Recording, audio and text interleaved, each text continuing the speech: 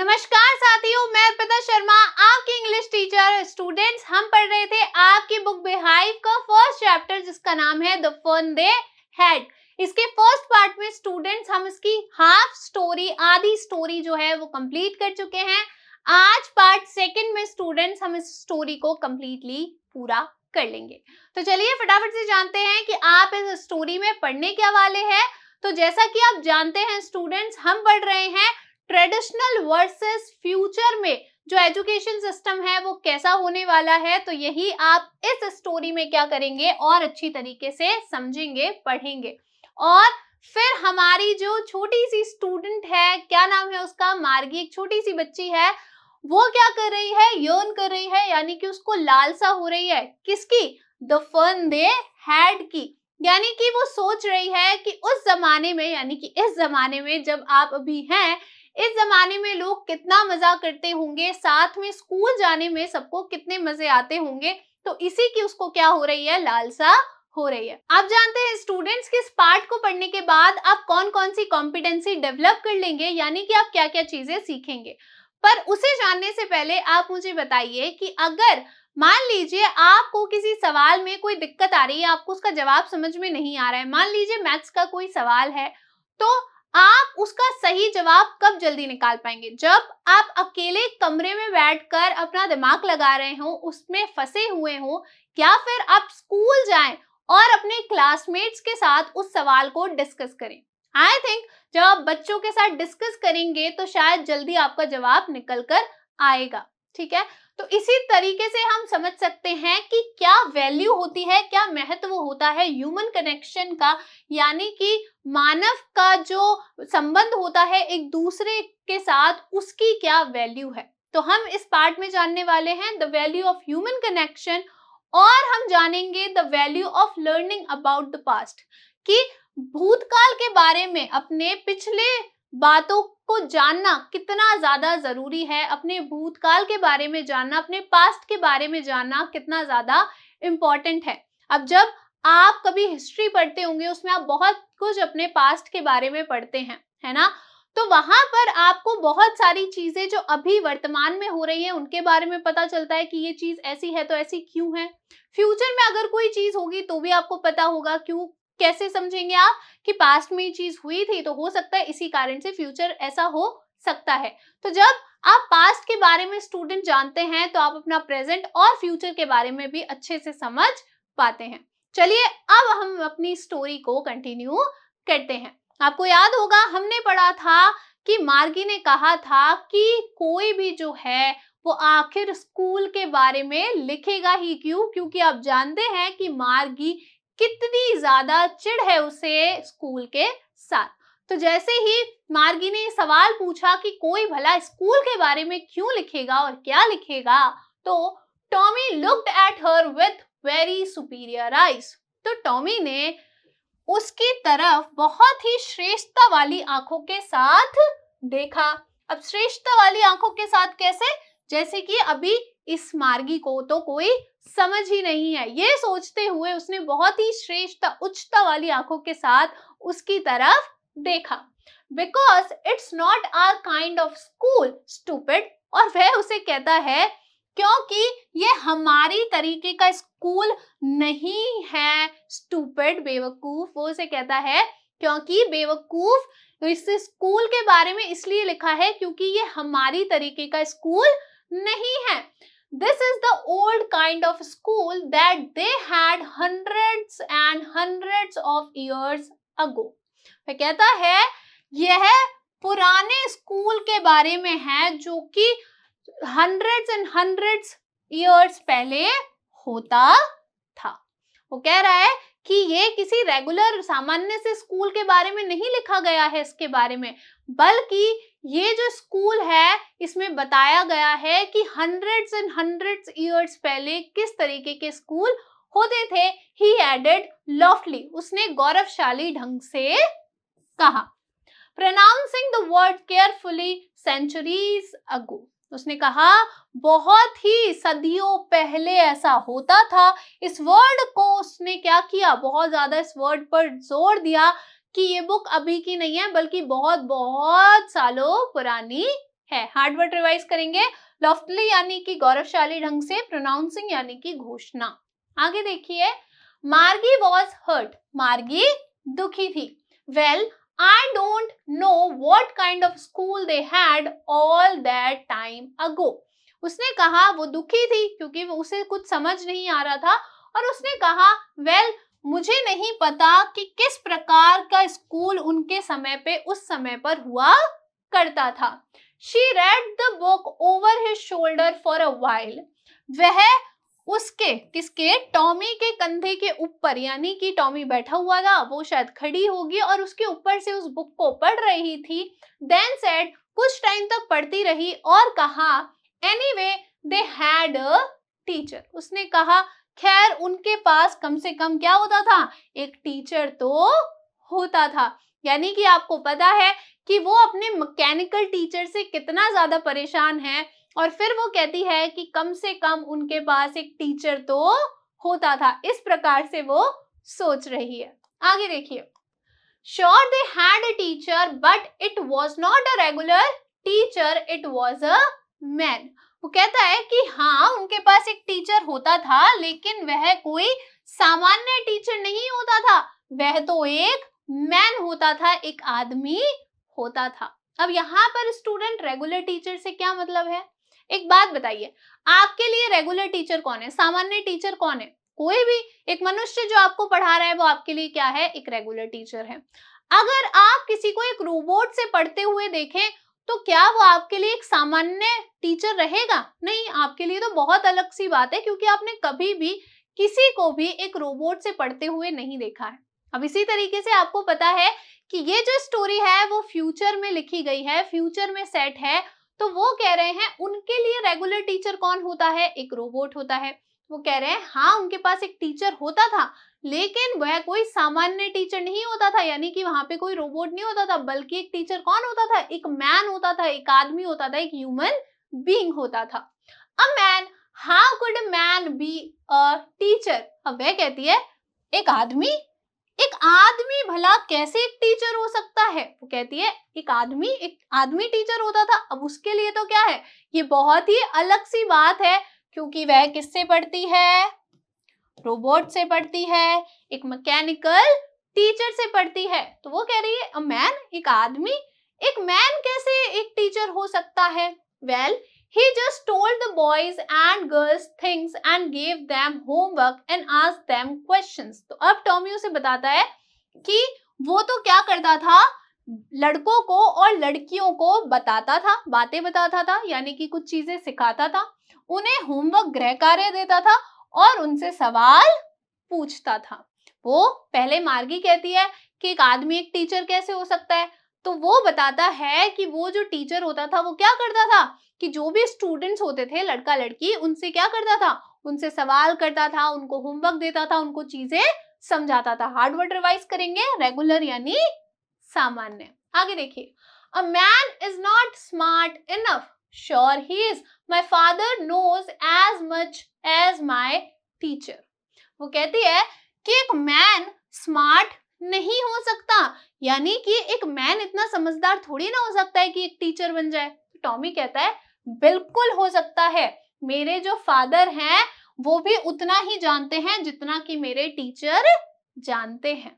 आगे देखिए, he knows almost as much, I betcha। कहता है कि वह ऑलमोस्ट सब कुछ जानते हैं, मैं तुमसे शर्त लगा सकता हूँ। बेचिया का मतलब क्या है स्टूडेंट, बेट यू को क्या कहते हैं, बेचिया कहते हैं, जिसका मतलब होता है शर्त लगा सकता हूँ। Margie was not prepared to dispute that, Margie तैयार नहीं थी इस बारे में बहस करने पे या मतभेद करने पे। She said, उसने कहा, I would not want a strange man in my house to teach me। वो कहती है कि मैं नहीं चाहूंगी कि एक अनजान आदमी मेरे घर में आकर मुझे पढ़ाए। अब देखिए, आपके लिए तो ये कितनी सामान्य सी बात है कि या तो आप किसी ट्यूशन टीचर के पास चले जाते हैं या कोई ट्यूशन टीचर आपके पास आ जाते हैं जो आपके घर में आके आपको पढ़ाते हैं, लेकिन इनके लिए, इन बच्चों के लिए कितनी अलग सी बात है। ये कह रही है कि मैं तो कभी भी नहीं चाहूंगी कि एक अजनबी आदमी मेरे घर पे आए और मेरे को पढ़ाए। हार्ड वर्ड रिवाइज करेंगे, बेचे यानी कि बेट यू, शर्त लगाता हूँ। डिस्प्यूट यानी कि मतभेद, स्ट्रेंज यानी कि अनोखा या अजनबी। आगे देखिए, Tommy screamed with laughter. Tommy बहुत ज्यादा हंसी के साथ चीखा यानी कि जोर जोर से हंसने लगा। यू डोंट नो मच मार्गी, वह उसे कहता है कि तुम ज्यादा नहीं जानती मार्गी, यानी कि वो कह रहा है कि तुम अभी ज्यादा कुछ नहीं जानती हो। The teachers didn't live in the house, जो टीचर्स हैं वो घर में नहीं रहते थे। They had a special building and all the kids went there. उसे बताता है कि एक अलग ही बिल्डिंग होती थी, एक अनोखी सी स्पेशल सी बिल्डिंग होती थी जिसके अंदर जो सारे बच्चे थे वो वहां जाया करते थे। यानी कि यहाँ पर किसकी बात हो रही है स्टूडेंट्स? स्कूल की बात हो रही है। And all the kids learn the same thing. अब वो पूछती है और सारे बच्चे एक जैसी ही चीज सीखते थे। अब यहाँ पर तो क्या हो रहा है, आपने पहले जाना कि वो मैकेनिकल जो टीचर था उसका जो ज्योग्राफी का सेक्टर था वो थोड़ा सा ऊपर नीचे हो गया था। तो यानी कि जो रोबोटिक टीचर्स होते हैं स्टूडेंट, वहां पर क्या होता है कि हर बच्चे के हिसाब से उनका जो लेवल है, स्तर है, उसको सेट किया जाता है। लेकिन अभी आप स्कूल जाते हैं, आपके जो टीचर होते हैं वो आप सब बच्चों को एक जैसा ही पढ़ाते हैं। तो इसीलिए वो पूछ रही है कि जो सारे बच्चे होते थे वो एक ही चीज सीखते थे, एक जैसी ही चीज सीखते थे। Sure if they were the same age, तो वो कहता है हाँ, अगर वो एक ही उम्र के होते थे तो वो एक जैसी ही चीज सीखते थे। हार्ड वर्ड रिवाइज करेंगे। स्क्रीम्ड यानी चीखना। आगे देखिए, but my mother says a teacher has to be adjusted to fit the mind of each boy and girl it teaches। वो कहती है लेकिन मेरी माँ तो कहती है कि एक टीचर को ऐसे अनुकूल बनाना पड़ता है। किसके अनुकूल बनाना पड़ता है? कि वह हर बच्चे, हर लड़के, हर लड़की जिसको वो सिखा रहा है उसके अनुकूल उसे बनाना पड़ता है। यानी कि वो कह रही है कि एक जो मैन होता है वो तो सारे बच्चों को एक साथ पढ़ाता है, लेकिन मेरी माँ तो कहती है कि हर बच्चे का दिमाग अलग अलग होता है, तो हर बच्चे के अनुसार ही टीचर को क्या करना पड़ता है? एडजस्ट करना पड़ता है, अनुकूल बनाना पड़ता है। अब क्या आप एक ह्यूमन को अनुकूल बना सकते हैं, एडजस्ट कर सकते हैं? नहीं। यहाँ पर आप एडजस्ट किसको कर सकते हैं? एक मैकेनिकल टीचर को। And that each kid has to be taught differently. और वह कहती है कि मेरी माँ कहती है कि हर बच्चे को अलग से सिखाना पड़ता है। यानी कि हर बच्चे का दिमाग अलग अलग होता है, तो हर बच्चे को अलग अलग तरीके से सिखाना पड़ता है। अब यहाँ पे स्टूडेंट्स, ये जो बात है इस पे आप थोड़ा सा क्या करेंगे, ध्यान देंगे। देखिए, अभी क्या होता है, कभी कभी ऐसा होता है कि आप स्कूल में गए हैं, हो सकता है ये चीजें कभी कभी ये डिफिकल्टी हमारे सामने भी आती है कि मान लीजिए आपके टीचर आपको कोई पढ़ा रहे हैं, हो सकता है कि किसी बच्चे को कोई जो सवाल है या कोई जो सब्जेक्ट है वो बहुत फटाफट से समझ में आ गया, लेकिन हो सकता है कि कुछ बच्चों को वो समझ में ना आए। तो यहाँ पर ये चीज जो है वो आपको सुनने में बहुत अच्छी लगेगी कि हाँ, ऐसा हो सकता है, ऐसा ही होना चाहिए, बल्कि कि एक टीचर कैसा हो जिसे आप एडजस्ट कर पाए, जैसा आपका माइंड का लेवल है, जितना अच्छे से आप समझ सकते हैं, जिस प्रकार से आप समझ सकते हैं, जो आपका स्तर है, उस तरीके से आप भी चाहते होंगे कि एक टीचर आपको समझाए। लेकिन अभी आप स्कूल जाते हैं तो कभी कभी, क्योंकि आपको एक ही पीरियड मिलता है, थोड़ी देरी मिलती है एक टीचर को आपको पढ़ाने को, तो हो सकता है कि कभी कभी टीचर्स जो है वो हर बच्चे के माइंड का जो लेवल है उसको रीच ना कर पाए, उसको ना समझ पाए। तो कई बच्चे क्या होते हैं, कुछ चीजें नहीं समझ पाते हैं। अब यहाँ पर आपका जो आर्ग्यूमेंट है वो हो सकता है कि हाँ मैम, अभी की ट्रेडिशनल जो एजुकेशन सिस्टम है वो ज्यादा अच्छा है, या फिर फ्यूचर का जो एजुकेशन सिस्टम होगा वो ज्यादा अच्छा होगा।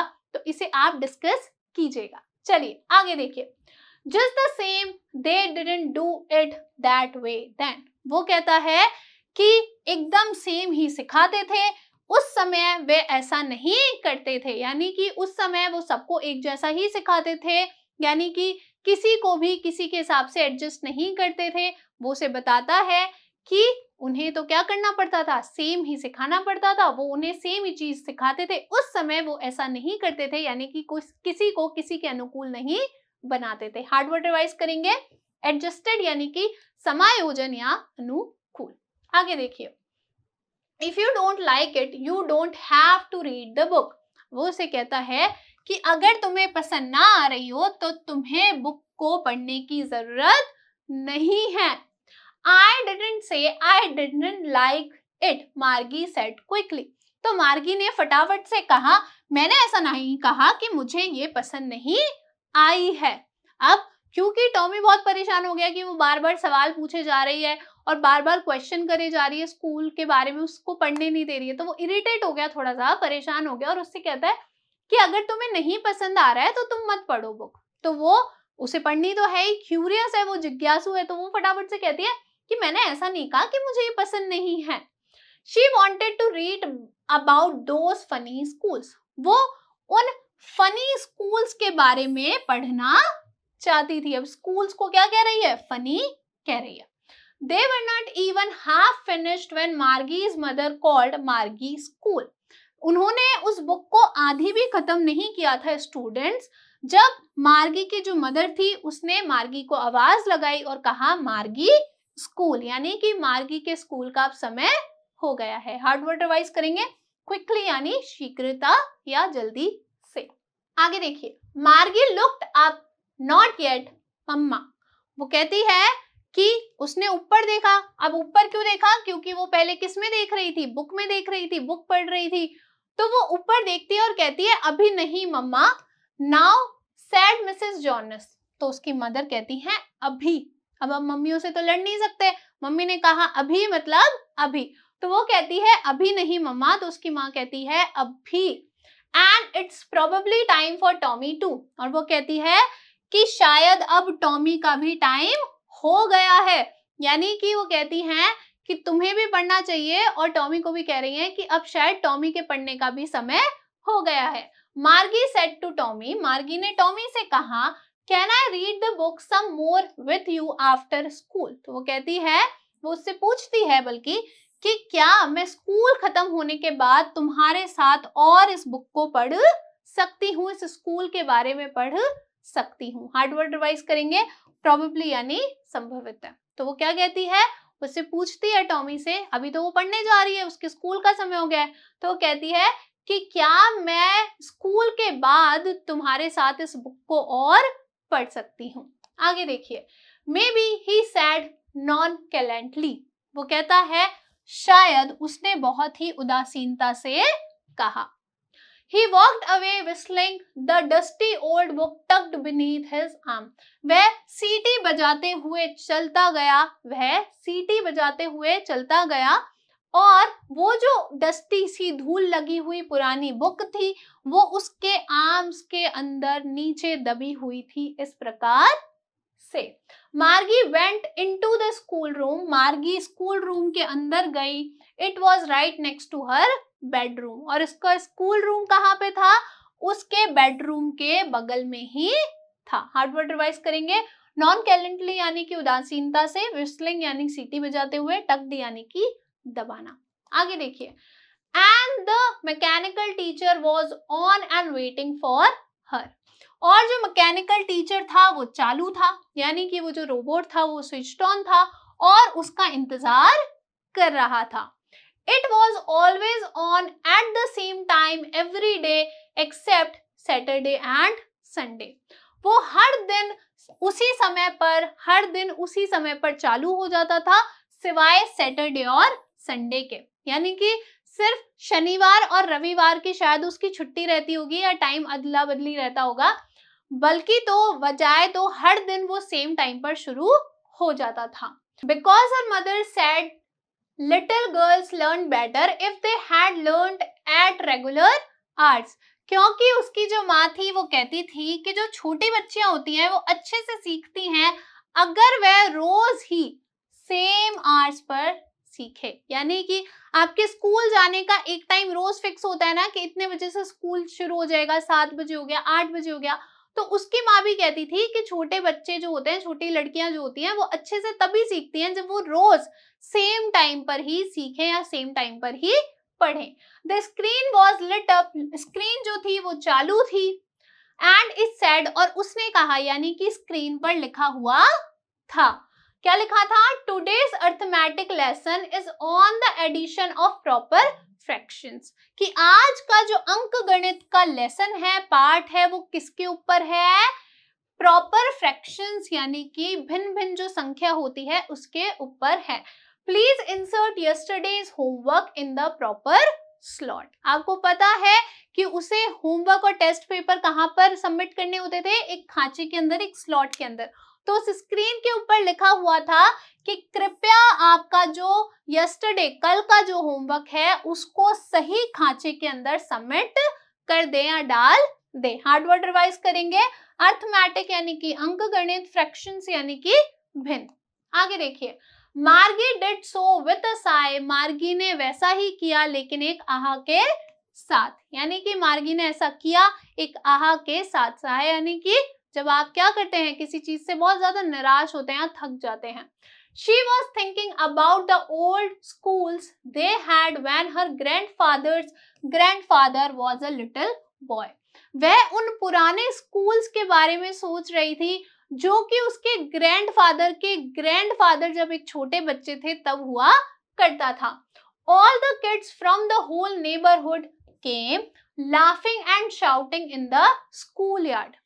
सारे नेबर यानी कि आस पड़ोस के जो बच्चे होते होंगे वो एक साथ आ जाते होंगे, एक साथ हंसते होंगे, चिल्लाते होंगे स्कूल यार्ड के अंदर। आपके स्कूल के बाहर का जो खेलने का हिस्सा होता है उसको क्या कहते हैं आप? स्कूल यार्ड कहते हैं। तो वो सोच रही थी कि पहले के जमाने में स्कूल कितना अच्छा होता होगा, सारे आस पड़ोस के जो बच्चे होते होंगे वो एक साथ आते होंगे, एक साथ हंसते होंगे, एक साथ खेलते होंगे और एक साथ चिल्लाते होंगे स्कूल यार्ड के अंदर। अभी आप लोग बिल्कुल ऐसा ही करते होंगे। Sitting together in the classroom, going home together at the end of the day. एक साथ क्लासरूम के अंदर बैठते होंगे और साथ ही में जब दिन खत्म हो जाता है, यानी कि जब स्कूल आवर्स आपके खत्म हो जाते हैं, स्कूल का समय खत्म हो जाता है, तब सब बच्चे साथ में घर जाते होंगे। ऐसा ही करते हैं ना आप, कि आप क्या करते हैं, सारे बच्चे जो आसपास रहते हैं वो एक टाइम सेलेक्ट कर लेते हैं कि भाई इतने बजे मुझे यहाँ पर मिल जाना और साथ में स्कूल चलेंगे, है ना। और जब आपका स्कूल खत्म हो जाता है तब भी आप सब साथ में ही जाते होंगे। तो वो सोचते हैं कि कितना मजा आता होगा, तब सारे बच्चे एक साथ खेलते होंगे, एक साथ पढ़ते होंगे, एक साथ स्कूल आते होंगे, एक साथ स्कूल से जाते होंगे। क्योंकि वो तो कहाँ पे पढ़ रही है, उसके तो बेडरूम यानी कि कमरे के जस्ट पास में ही स्कूल है जिसमें वो अकेली पढ़ती है। They learn the same things, वह एक जैसी चीजें सीखते होंगे, so they could help one another with the homework and talk about it. वो एक जैसी चीजें सीखते होंगे तो वो क्या कर पाते होंगे, एक दूसरे की मदद कर पाते होंगे होमवर्क में और उसके बारे में बात भी कर पाते होंगे। जैसे मैंने आपको बोला कि अगर आपको कोई दिक्कत आई है तो आप क्या कर सकते हैं, सवाल को डिस्कस कर सकते हैं। And the teachers were people, और जो टीचर्स थे वो क्या होते थे, लोग होते थे। The mechanical teacher was flashing on the screen, जो मैकेनिकल टीचर था वो स्क्रीन के ऊपर आ रहा था, यानी कि उस पे कुछ लिखा हुआ आ रहा था। क्या लिख रहा था, when we add fractions 1/2 and 1/4। क्या लिख रहा था कि ये फ्लैश हो रहा था उसकी स्क्रीन पर, यानी कि वो क्या पढ़ रही है, अर्थमेटिक पढ़ रही है। Margie was thinking about how the kid must have loved it in the old days. तो जब उसकी जो स्क्रीन थी, मैकेनिकल टीचर की जो स्क्रीन थी, उस पर जो अर्थमेटिक के सवाल थे या लेसन था वो फ्लैश हो रहा था, उस समय मार्गी सोच रही थी उसके बारे में। किसके बारे में, उन बच्चों के बारे में, और उनको कितना मजा आता होगा उन पुराने दिनों में। She was thinking about the fun they had. वह सोच रही थी उस मजे के बारे में जो वो करते होंगे, यानी कि यहाँ पर तो वो पढ़ रही है, रोबोट्स उसे पढ़ा रहे हैं, कंप्यूटर पे पढ़ रही है, लेकिन वह पढ़ नहीं रही है, वो तो क्या सोच रही है, इनके बारे में सोच रही है। तो स्टूडेंट्स, हमने इस पार्ट से क्या सीखा, how technology reliance versus human connection affects you as a student. किस प्रकार से एक जो टेक्नोलॉजी होती है स्टूडेंट और जो ह्यूमन कनेक्शन होता है वो एक स्टूडेंट को, एक बच्चे को अफेक्ट करता है। अब मान लीजिए कि आपको सुनने में बड़ा एक्साइटिंग लग रहा होगा, अभी आपको स्कूल जाने में थोड़ा सा जोर भी आता होगा कि यार रोज सुबह सुबह उठो, है ना, और फिर टीचर रोज रोज टेस्ट भी लेते हैं, फिर कभी कभी तो पहले तो क्या होती थी, पिटाई भी होती थी, अब तो वो भी नहीं होता है ना। पेरेंट्स भी बहुत जिद्दी करते हैं, ठीक है, रोज इनको होमवर्क दो, और है ना रोज इतना चल के आना पड़ता है। तो अभी आपको क्या लग रहा होगा, ये पढ़ने के बाद हो सकता है कई बच्चों को लग रहा हो कि यार ये तो बहुत अच्छी चीज है, हमें भी क्या होना चाहिए, एक मैकेनिकल टीचर मिलना चाहिए जो हमें हमारे तरीके से पढ़ाए। कई बच्चों को लग रहा होगा कि ह्यूमन कनेक्शन कितना अच्छा होता है, कि आप सब साथ में मिले, साथ में बैठे, साथ में पढ़े। तो ये दोनों जो अलग अलग चीजें हैं वो बच्चे को किस तरीके से अफेक्ट कर सकती हैं। और दूसरा, आइसोलेशन वर्सेस कम्युनिटी। एक होता है अकेलापन और एक होता है कम्युनिटी, यानी कि लोगों के साथ। तो ये दोनों चीजों के बारे में आपने सीखा कि आपको इस पार्ट को पढ़ने के बाद, स्टूडेंट्स या फिर इस पूरी स्टोरी को पढ़ने के बाद ही ये कह लीजिए, आपको क्या समझ में आया कि अकेलापन जो होता है और जो कम्युनिटी होती है, यानी कि आप समाज में जो रहते हैं, वो आपको किस तरीके से आपका जो कैरेक्टर है वो बनाता है, किस तरीके से आपको अफेक्ट करता है। अब स्टूडेंट्स करेंगे कुछ असेसमेंट क्वेश्चन, जिनको पहले डिस्कस करेंगे और उनका सही आंसर निकालेंगे। पहला सवाल देखिए, Why is Margi surprised that schools used to have human teachers? मार्गी क्यों आश्चर्यचकित थी कि पहले क्या होते थे, स्कूल्स में ह्यूमन टीचर्स होते थे। आपके ऑप्शन है, option A, machines are superior for learning, उसे लगता था कि मशीन सिखाने के लिए ज्यादा अच्छी होती हैं। B, she can't imagine someone other than her mechanical teacher, या फिर वो सोच ही नहीं पा रही थी अपने मैकेनिकल टीचर के अलावा किसी और टीचर के बारे में। See, she doubts a man could be knowledgeable enough, उसे भरोसा नहीं था कि एक जो ह्यूमन हो सकता है वो इतना नॉलेजेबल हो सकता है कि वो आपको पढ़ा दे। तो क्यों नहीं हो पा रहा था उसे, क्योंकि वो इमेजिन ही नहीं कर सकती थी, वह सोच ही नहीं सकती थी एक मैकेनिकल टीचर के अलावा कोई ह्यूमन टीचर भी हो सकता है, क्योंकि उसने तो शुरू से क्या देखा है, एक मैकेनिकल टीचर ही देखा है।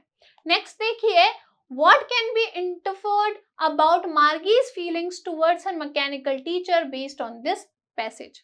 मार्गी जो थी स्टूडेंट्स, उसके क्या व्यूज थे, क्या विचार थी, क्या उसकी फीलिंग्स थी, इमोशंस थे अपने मैकेनिकल टीचर को लेकर। आपके ऑप्शन है, option A, she finds it a fun and engaging learning tool, वह समझती थी कि जो उसका मैकेनिकल टीचर है वो बहुत ही बढ़िया सा क्या है, एक सिखाने का जरिया है। B, she dislikes the routine and impersonal nature of it, उसे बहुत ही ज्यादा नापसंद था उसका जो व्यवहार था और वो जो कनेक्ट नहीं कर पाती थी उस मैकेनिकल टीचर के साथ। सी, शी एप्रिशिएट्स इस कंसिस्टेंसी एंड स्ट्रक्चर्ड लेसन्स, वो काफी ज्यादा प्रसन्न थी, काफी ज्यादा क्या करती थी, सराहना करती थी कि वह रोज सही समय पर आ जाता है और एकदम ढंग से लेसन्स को सिखाता है। D, she is indifferent towards its presence in her life, वह काफी ज्यादा उदासीन थी कि ये टीचर मेरी लाइफ में क्यों है।